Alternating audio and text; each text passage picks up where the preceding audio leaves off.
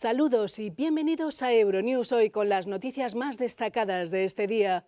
Comenzamos nuestro recorrido por la actualidad internacional con la guerra en Ucrania. La Unión Europea ha identificado activos financieros rusos que se utilizarán para reconstruir Ucrania. Concluye la cumbre de ministros de defensa de la OTAN reunidos en Bruselas. Allí de momento no se ha tomado ninguna decisión sobre el suministro de aviones de combate.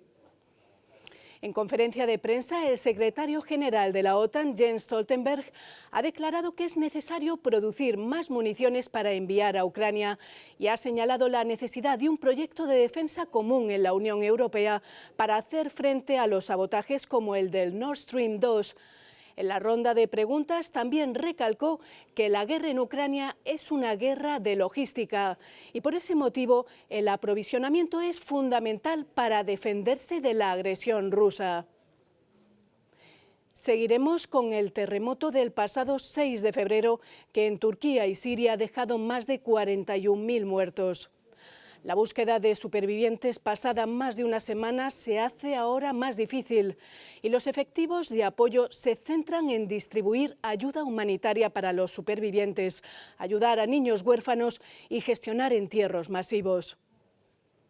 En Europa, la líder del Partido Nacional escocés, Nicola Sturgeon, ha anunciado este miércoles en Edimburgo su dimisión como ministra principal de Escocia por falta de apoyos entre su electorado. Y ello en vísperas de otra huelga general convocada en Francia para mañana jueves en todo el país, en protesta contra la reforma del sistema de pensiones del gobierno de Emmanuel Macron.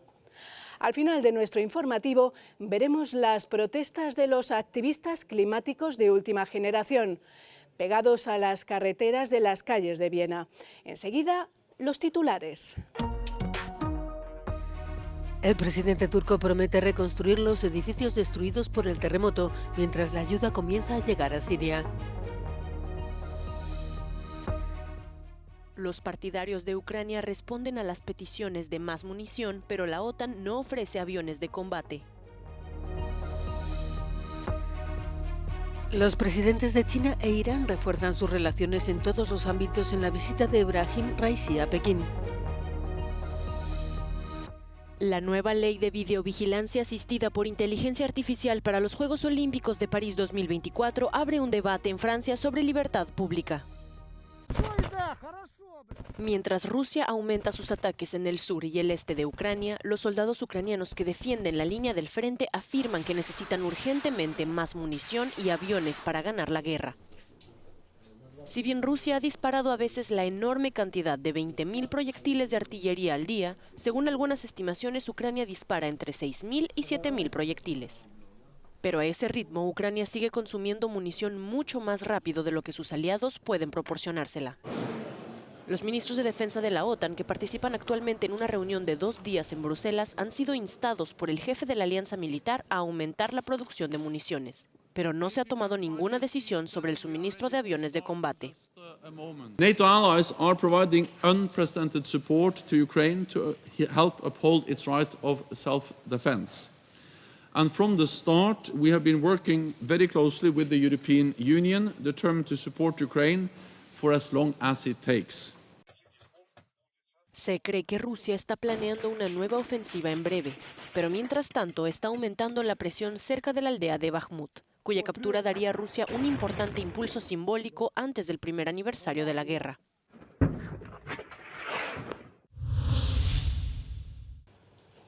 The Institute for the Study of War continues to assess the current Russian most likely course of action is an imminent offensive effort in Luhansk region.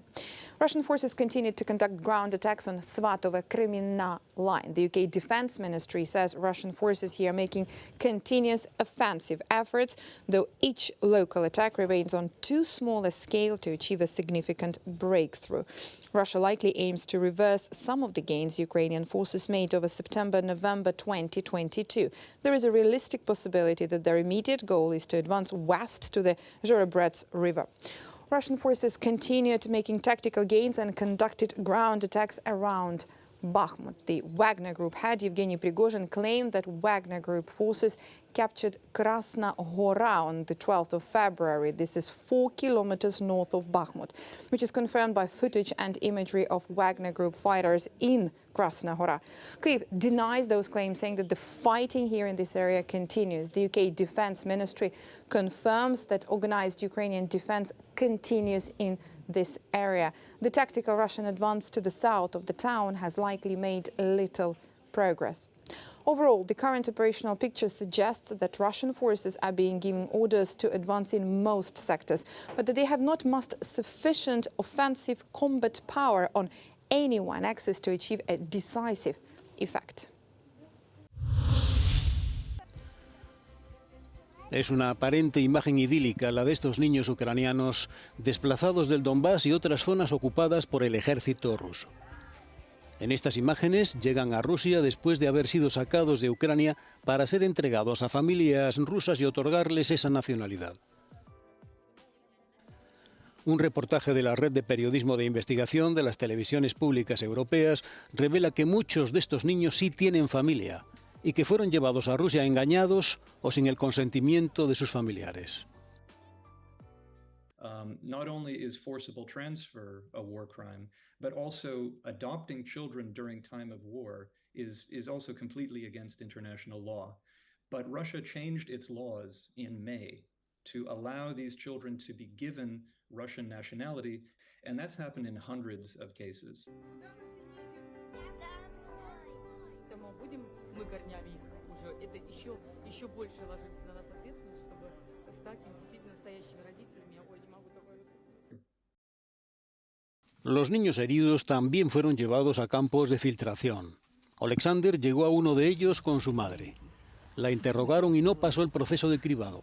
Ni siquiera nos permitieron despedirnos, asegura Alexander. Su abuela pasó por delante y consiguió recuperarlo antes de que lo trasladaran. No tienen noticias de su madre. Natalia envió a su hija a un campamento de verano organizado por las autoridades designadas por Moscú en Kozasa-Lopan, una de las primeras ciudades ucranianas ocupadas. Natalia pudo volver a abrazar a su hija Karina, pero a otros niños que fueron enviados a ese campamento no se les ha vuelto a ver.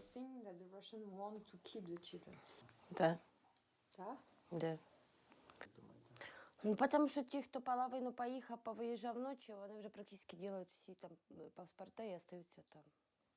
Сюди їм, як сказали, типа не розрішають в'їжджати, но я в це не вірю. Ucrania dice que es una especie de genocidio.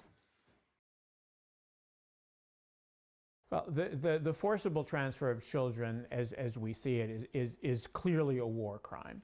But it's also a crime against humanity because it is being carried out on a widespread and systematic level, but also because it's being carried out in the context of crimes against humanity. Cansancio extremo después de más de una semana de búsqueda sin descanso de supervivientes del peor desastre natural de los últimos 100 años, según la Organización Mundial de la Salud. La cifra de muertos de los terremotos de Turquía y Siria del 6 de febrero ha superado los 40.000 y continúa subiendo. El presidente turco Recep Tayyip Erdoğan ha visitado algunas víctimas hospitalizadas, ha prometido nuevos edificios para reemplazar a los miles destruidos, asegurando que se construirán en el plazo de un año en las 10 regiones afectadas. Un compromiso complicado de cumplir a la vista de las grandes dificultades de los equipos de rescate para abrirse paso entre las pilas de escombros. Diferentes gobiernos y organizaciones internacionales intentan aumentar el envío de ayuda a las zonas devastadas.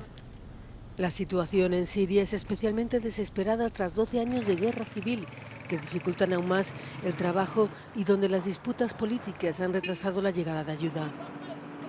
Este martes, un convoy humanitario ha podido por fin cruzar la frontera reabierta en el noroeste del país, controlado por guerrillas enemigas de Damasco.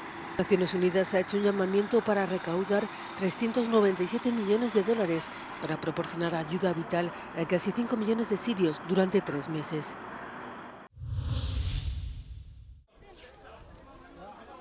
Una semana después del terremoto, La atención de los grupos de rescate se desplaza hacia la planificación de las necesidades a corto y medio plazo de los supervivientes. Ningún grupo tiene mayor prioridad que los millones de niños afectados por la catástrofe, como explicó a Euronews la representante de UNICEF en Turquía. We know that there were 4.6 million children that were living in the affected area by the earthquake. 811,000 of them were Syrian children. And of course, we do know that there are very important needs for them right now. So shelter, water, winter clothes and even medical supply. Save the Children es una de las organizaciones que están sobre el terreno. Una de sus prioridades es garantizar que los niños no sufran aún peores consecuencias para su salud y bienestar. What we're concerned about now is ensuring that those who survive, the survivors, will continue to survive.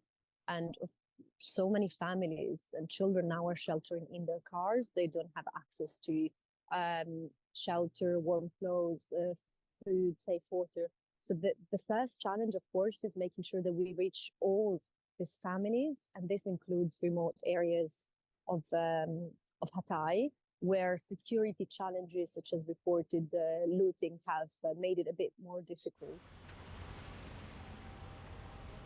La prioridad es que los niños supervivientes estén tutelados y protegidos contra la intemperie y una eventual explotación, y conseguir que vuelvan a clase cuanto antes.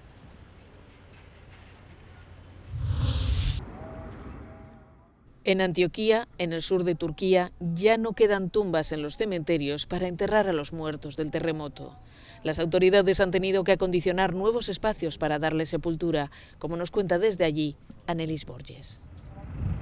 What you see behind me is one of the sites provided by the local government here in Antakya, southern Turkey, so that people can bury their dead. There isn't enough space in the city's cemeteries for the number of bodies that are being retrieved from under collapsed buildings, and so sites like this one are opening up in different parts of the city. We've just been down there, but officials asked us not to film at the site in order to provide families with a minimum of privacy. They also told us that the bodies that are arriving here and that are unidentified and unaccompanied, they go through a process.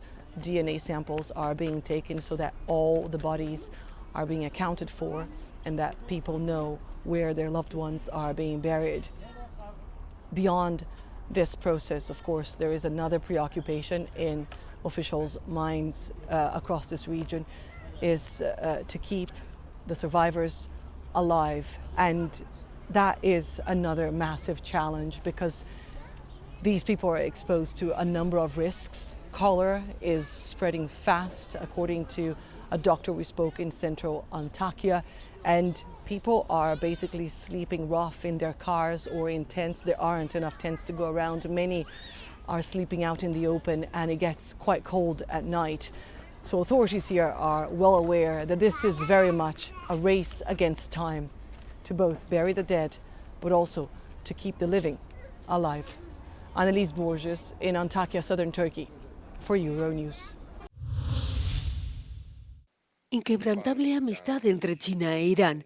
Lo ha destacado el presidente Xi Jinping durante la visita de su homólogo iraní Ibrahim Raisi a Pekín. Una relación más allá de la situación internacional actual, ha dicho. Situación de gran inestabilidad y de deterioro de las relaciones de ambos países con las potencias occidentales.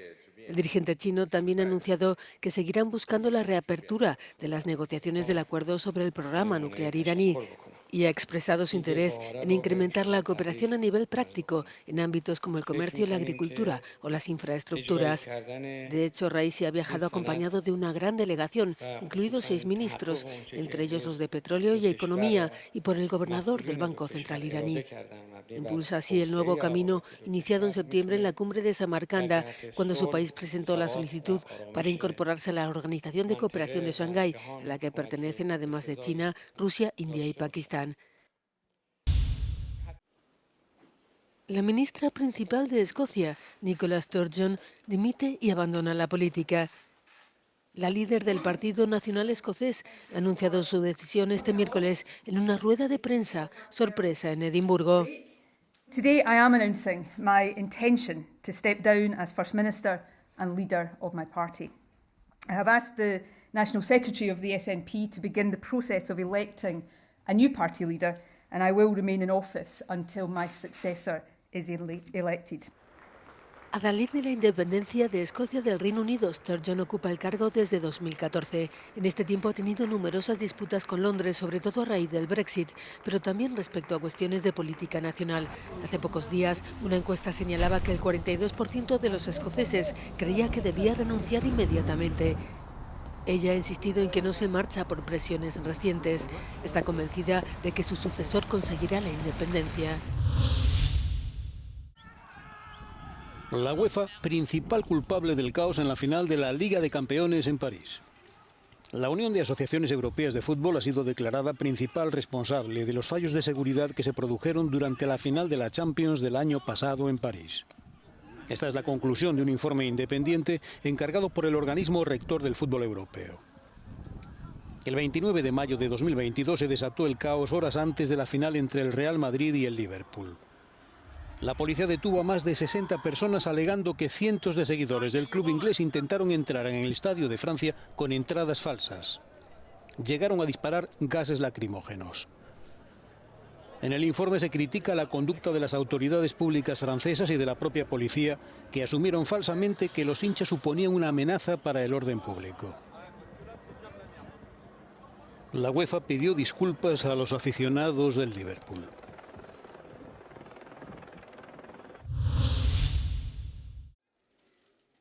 Los medios desplegados para garantizar la seguridad de los Juegos Olímpicos de París 2024 son objeto de debate en Francia, ya que el Senado ha aprobado una ley que permite la videovigilancia aumentada, oficialmente para prevenir los movimientos de multitudes o los atentados. ¿Pero de qué se trata? Algunas ciudades francesas ya utilizan la inteligencia artificial. Es el caso de París, donde los algoritmos ayudan a la policía a detectar, por ejemplo, las infracciones de tráfico. Lorsqu'un véhicule vient se stationner ici, sur les places interdites, la vidéo-analytique nous renvoie un signal qui nous permet de gagner du temps. L'opérateur n'a plus à rester ad vitam aeternam sur cette image, c'est l'image qui vient à lui. Esta tecnología está muy regulada. El reconocimiento facial está prohibido en Francia y se supone que seguirá estándolo cuando se apruebe la nueva ley. Aujourd'hui, le cadre légal français, c'est l'interdiction de faire du croisement de données. Bien évidemment que je filme des visages. Par contre, la loi m'interdit de lier ce visage à une identité. Por otra parte, la nueva ley permitirá a los algoritmos detectar comportamientos considerados sospechosos en las multitudes que rodean los estadios, como individuos estáticos que caminan en sentido contrario o con el rostro cubierto. Se supone que el sistema estará en vigor hasta 2025, pero esta asociación cree que durará más. Acaba de lanzar una campaña contra lo que denomina vigilancia biométrica. Les JO, c'est un prétexte. On sait que ça ne va pas s'arrêter en 2025. Il y a énormément d'argent qui a été mis là-dedans. Il y a un règlement sur l'intelligence artificielle qui est débattu à Bruxelles. Et il y a un grand mouvement pour l'interdiction de la surveillance biométrique. Et la France, elle s'en fiche royalement. Elle prend son chemin. En 2 mois, elle va faire une loi qui serait donc inédite dans l'Union européenne. Otro punto delicado es la conservación de datos, que se ha fijado en 5 años, es decir, mucho después de los Juegos Olímpicos. Le projet de loi doit désormais être débattu à l'Assemblée nationale en mars. Une commission indépendante devra ensuite statuer avant sa mise en application. Cyril Fourneris, Euronews, Paris. Es un recurso crucial para los sindicatos. La huelga sigue siendo un importante instrumento de presión, especialmente en Francia, donde en 2020 el Hexágono registró la huelga más larga de su historia moderna. El país estuvo literalmente paralizado durante más de 42 días. Incluso los abogados protestaron contra la reforma de las pensiones que ya planeaba el presidente Emmanuel Macron. Aunque en Alemania las protestas no se saldaron con una huelga general, fueron coordinadas localmente por el poderoso sindicato IG Metall, que el pasado otoño logró un aumento salarial del 8%, el mayor desde 2008 para unos 3,9 millones de trabajadores del sector metalúrgico. Negli ultimi decenni, gli scioperi sono diminuiti in tutti i paesi del nord del mondo, con episodi di conflitto intenso in alcuni paesi come la Francia, specie su istituti importanti come le pensioni. In questi casi si parla di conflitto politico. Italia también tiene una importante historia sindical, aunque se recurre menos a las huelgas, que la mayoría de las veces son solo un día de protesta a escala nacional para denunciar las políticas del gobierno. L'Europa ha dato il via libera, sì, perché Meloni e Giorgetti, che hanno sempre criticato l'Europa, hanno fatto una manovra che è più austerity di quella che gli chiede l'Europa e allo stesso tempo non c'è un intervento sugli extra profitti. Austeridad en Europa. Hacía tiempo que no oíamos estas dos palabras juntas. Fue el 14 de noviembre de 2012 que por primera vez en la historia europea se celebró una huelga general en protesta contra las políticas de austeridad de Bruselas en varios países europeos.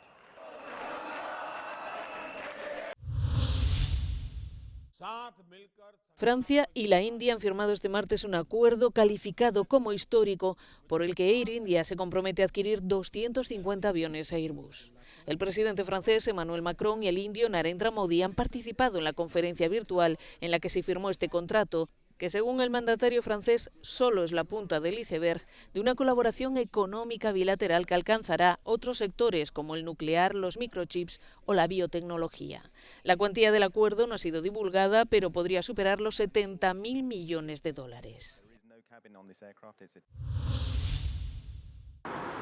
Después de los coches, ahora es a los camiones y los autobuses a quien les llega el turno de sumarse a los esfuerzos de la Unión Europea para reducir las emisiones. Bruselas quiere que de aquí a 2030 los autobuses urbanos nuevos no emitan gases de efecto invernadero. Por su parte, los camiones tendrán que reducir su contaminación en un 90% de aquí a 2040. Un objetivo distinto, pero que la Comisión defiende. Il faut aussi tenir compte des circonstances très spécifiques liées à des conditions climatiques. On parle de moyens de transport qui sont très lourds, donc qui ont besoin d'une énorme quantité d'énergie. Et vous savez très bien que dans des conditions climatiques qui sont, par exemple, le froid ou dans des régions montagnardes, on doit avoir quand même la possibilité de continuer un certain moment avec des moteurs thermiques. El objetivo es avanzar hacia una electrificación de la movilidad. El transporte por carretera representa una quinta parte de las emisiones de gases de efecto invernadero en la Unión Europea y un tercio del consumo de energía. En el Parlamento Europeo, varios eurodiputados celebran las propuestas y creen que las negociaciones deberían ser más sencillas que las relacionadas con las emisiones de los automóviles. Sur les bus, je m'attends par exemple à un soutien assez large, puisque des collectivités locales de tous les bords politiques ont déjà soutenu ce type d'initiative. Et sur les camions, il y a une question à résoudre, qui est est-ce que l'on est favorable aux 90% en 2040 ou est-ce qu'on est favorable aux 100% en 2040 ? Ça fait une question. Donc je pense qu'on doit être capable d'aller plus vite que ce que l'on a fait sur les voitures et clôturer ce texte sous cette mandature. El mismo día, la Eurocámara ha dado la luz verde para prohibir la venta de nuevos coches diésel y de gasolina a partir de 2035, aunque aún falta el sí definitivo de los Estados miembros. Ford eliminará 3.800 empleos en Europa como parte de su plan de transición para la fabricación exclusiva de vehículos eléctricos. Para 2025 habrá recortado 2.800 puestos de ingeniería y 1.000 en administración, marketing, ventas y distribución, la inmensa mayoría en Alemania y Reino Unido. En España el recorte afectará solo a las oficinas de Madrid y no a la planta de producción de Almusafes en Valencia.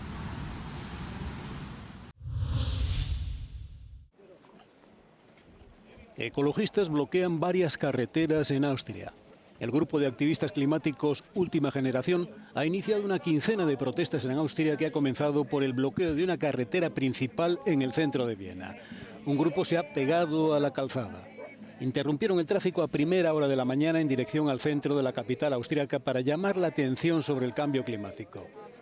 Última Generación se define como el cartucho final para detener el grave impacto del cambio climático.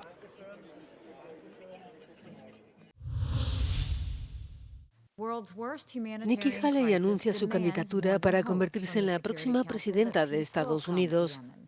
La ex embajadora de su país ante Naciones Unidas y exgobernadora de Carolina del Sur lo ha confirmado en un vídeo publicado en redes sociales. Se enfrentará en las primarias del Partido Republicano a su antiguo jefe Donald Trump. Esta hija de inmigrantes indios ha asegurado sobre imágenes de Xi Jinping y Vladimir Putin que no soporta a los matones. Cuando respondes, les duele más si llevas tacones. El músico, compositor y productor estadounidense Pharrell Williams ha sido nombrado nuevo director creativo de la moda masculina de Louis Vuitton. Williams, de 49 años, es cofundador de las marcas de ropa Billionaire Boys Club y Ice Cream Clothing y ya había realizado algunas colaboraciones con Louis Vuitton en el pasado. Reemplaza al también estadounidense Virgil Abloh, fallecido en noviembre de 2021. Su primera colección para Vuitton será revelada en junio. Ya nos despedimos con nuestro No Comment de hoy, en el que vemos las escuelas de samba del Carnaval de Río de Janeiro. Gracias por su atención. Un saludo especial a quienes nos siguen a diario a través de nuestro canal de YouTube. Volvemos mañana con más noticias. 2, 3, 4, 5, 6, 7, eu giro. 1, 2, 3, 5, 6, 7, 8, 1, 2, 3, 5, 6, 7, 8, gira, hips, hips, hips. Não para o braço, don't stop, don't stop.